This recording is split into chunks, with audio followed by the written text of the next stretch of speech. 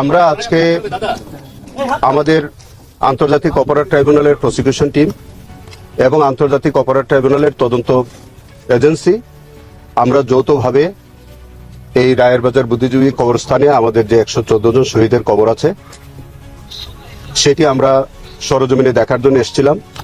আপনারা জানেন যে আমাদের জাতিসংঘ রিপোর্ট অনুযায়ী 1400-র মতো আমাদের শহীদ হয়েছে এবং আমাদের প্রায় 15 থেকে 20,000-এর মতো আহত এবং পঙ্গুত্ববরণ করেছে। 25,000 পঙ্গুত্ববরণ করেছে। আমরা আজকে মূলত আমাদের তদন্তের একটি অংশ হিসেবে এই গণকবর সরজমিনে পরিদর্শনের জন্য এসেছিলাম। আপনারা জেনে থাকবেন যে আমরা ইতিমধ্যে 834 জনের মতো আমাদের যারা শহীদ হয়েছিল তাদেরকে আমরা শনাক্ত করতে পেরেছি, তাদের গেজেটভুক্ত হয়েছে। তার বাইরে যে 1400 জনের মধ্যে আরো যারা আছে তাদের মধ্যে আমরা সন্দেহ করি যে আজকে যে গণকবরটি 114 জনের আছে তারা আছে আমাদের জোরাইন কবরস্থানে, সেখানে একটি গণকবর আছে, আমরা সেটাও পরিদর্শনে যাব। আমাদের মাতোয়াইলে একটি গণকবর আছে, সেটা আমরা পরিদর্শনে যাব। আমাদের নারায়ণগঞ্জে একটি গণকবর আছে, সেটা আমরা পরিদর্শনে যাব।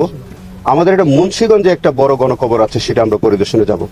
এবং প্রত্যেকটি গণকবরে আমাদের যে ডিএনএর মাধ্যমে আমাদের সেই শহীদদের লাশ শনাক্তকরণের জন্য আমাদের ইনভেস্টিগেশনের পক্ষ থেকে আমরা সেইভাবে কাজ করেছি। অনেকে ডিএনএ টেস্টের মাধ্যমে আমরা কিছু কিছু রিপোর্ট আমরা পেয়েছি। আরো আমাদের তদন্ত অব্যাহত আছে এবং যেভাবে তাদেরকে শনাক্ত করা সম্ভব হয় সেভাবে আমরা কাজ করে যাচ্ছি। আপনারা জানেন যে এই 4-5টি গণকবরের বাইরেও তখনকার সময় আপনাদের মনে থাকবে যে তখন অনেক হাসপাতালে অনেক ডেড বডি থাকতো, যারা জুলাই যোদ্ধা শহীদ তাদের এই ডেড বডিগুলো তখনকার হাসপাতালগুলো অনেকগুলো হাসপাতাল, সেগুলো আমরা চিহ্নিত করার চেষ্টা করছি। আমরা এখন এই হাসপাতালগুলোর নাম আমরা বলতে চাই না। সেখানে তারা রেজিস্ট্রিতে এন্ট্রি করতেন না এবং বেওয়ারিশ লাশ হিসেবে মানে তারা এইগুলো ডিসপোজাল করতেন। কখনো কখনো ওই পরিবারের সদস্যরা তারা এন্ট্রি ছাড়াই তারা দাফন করতেন। সেখানে সুরত করতে দেওয়া হতো না, পোস্টমর্টম করতে দেওয়া হতো না, বা ইভেন দেন হাসপাতালগুলো রেজিস্টারে তারা এন্ট্রি পর্যন্ত করতেন না। এবং আপনাদের অবগতির জন্য বলি যে আমাদের ঢাকারই একটি নিকটস্থ নদীতে একটি হাসপাতাল থেকে অনেক ডেড বডি পানিতে ভাসিয়ে দেওয়া হয়েছে। সেই তথ্য আমরা ইনভেস্টিগেশনে পেয়েছি। আমরা সেই হাসপাতালের তখনকার কর্তৃপক্ষ সহ যারা এই অপরাধের সাথে যারা জড়িত ছিল আমরা তাদেরকে শনাক্তের চেষ্টা করছি এবং তাদেরকেও আমরা বিচারের আওতায় ইনশাল্লাহ নিয়ে আসবো। আমরা যে 14 জাতিসংঘের রিপোর্টের যে 14 যে তথ্য আমরা পেয়েছি, আমরা সেই তালিকা অনুযায়ী প্রত্যেকটি শহীদ পরিবার এবং শহীদ সেখানে সেইগুলো আমরা শনাক্ত করার জন্য আমরা জোরালোভাবে আমরা তদন্ত করে দেখছি। আমাদের জাতির কাছে আমাদের কমিটমেন্ট যে প্রত্যেকটি শহীদের আমরা তাদেরকে শনাক্ত করে প্রত্যেকটি শহীদের বিচার আমরা বাংলার মাটিতে নিশ্চিত করতে চাই এবং ইনশাল্লাহ আমরা কোনো অপরাধী এই হত্যাকাণ্ডের সাথে, এই জেনোসাইডের সাথে যারা সম্পৃক্ত, কোনো অপরাধী যাতে পার পেয়ে না যায় আমরা সেইভাবে আমরা কাজ করছি।